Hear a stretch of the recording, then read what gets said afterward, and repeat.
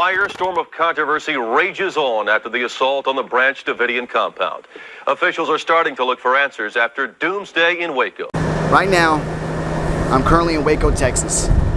In Waco, Texas. And we're gonna talk about what happened on this stretch of road. It's right in front of me.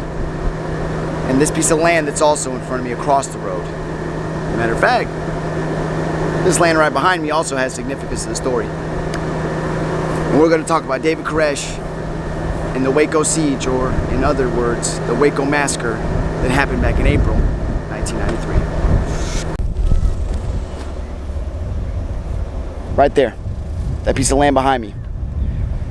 Back in 1993, from February 28th to April 19th, that was home to the Branch Davidians and David Koresh.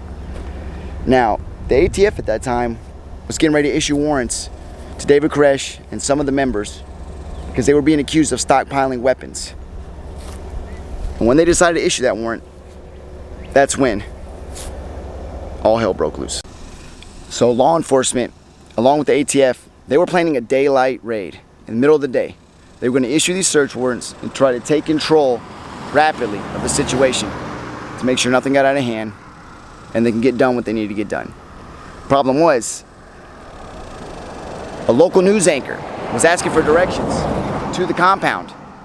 And the thing was, the person that they asked, the mail carrier, was David Koresh's brother-in-law. So he tipped off David and the rest of the Branch Davidians. So when the ATF and the police did attempt to enter the property to issue those warrants, Koresh and the Davidians were ready. David Koresh sat Robert Rodriguez down and said, "I know you're a plant. I know they're coming." Koresh came back, he told Robert, he said, "They're coming for me. ATF and the National Guard, they got me once, but they'll never get me again." So here's the thing. They attempted a daylight raid to issue these search warrants on this property. They wanted to quickly take control of the situation and they didn't want no problems, at least according to them, their story. Problem was, it was already gaining attention. The peace of John Zanter's Sunday morning was shattered, literally, when gunfire erupted a half-mile down the road from where he lived. How many gunshots did you hear? It was quite a few, yeah.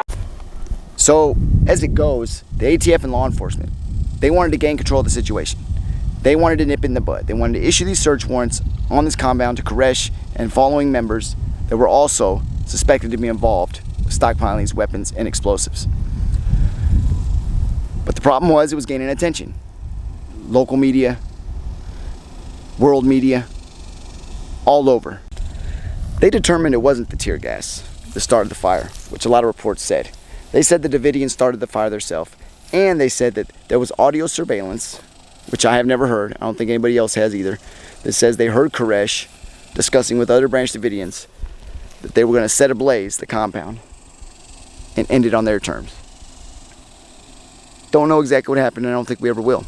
Time to come out is now. If you can't see your way through, walk towards the sound of the speakers. David, don't do this to your people. Those children are dead because David Koresh had them killed. There's no question about that. He had those fires started.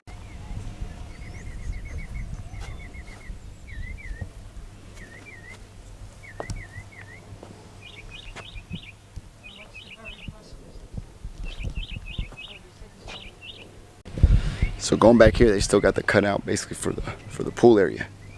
Let's go check that out real quick.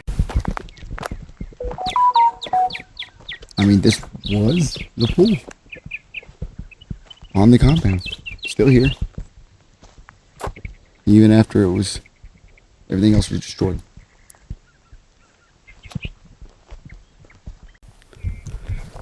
So if you look behind me, this is where the pool was on the compound.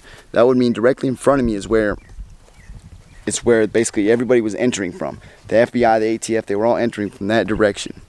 And it'd be right in front of me, which is where first shots were fired on that roof, when the ATF engines actually went up. Now that's obviously a big debate. If you go back and watch documentaries, who shot first? The ATF says that they shot first, the Branch Davidians, and obviously the Branch Davidians say completely the opposite. But you would expect that, right? But you still got certain areas marked off. But for the most part, it all happened on this this land. This is where it happened. This is where the compound was, where all these people were, children, families. David Koresh. The ATF and the FBI, this siege lasted 51 days. I mean, 51 days people were on this compound, refusing to come out. They weren't going to budge, they weren't going to bend to the will of any of these government officials, by no means. Now you got the portrayal of what the media and what the law enforcement and government was portraying these people to be, and David Koresh himself.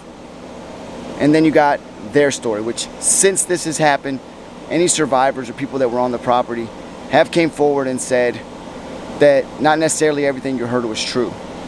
You know, if I'm not mistaken, I believe I read there was 82 people that perished that day. Yes, it was 82 that perished that day. Fact check me on that. And I'm pretty sure 18 of them were children that were 10 years or younger. So 82 people on that day, after a 51-day siege, being stuck in here. 18 of them children, 10 or younger.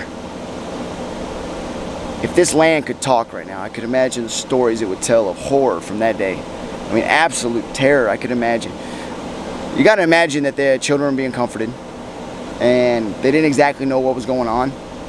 I'm sure they were scared as it started to climax into its peak. But what happened on that day was crazy.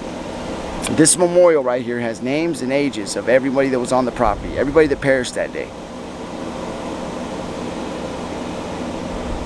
Mount Carmel's still here.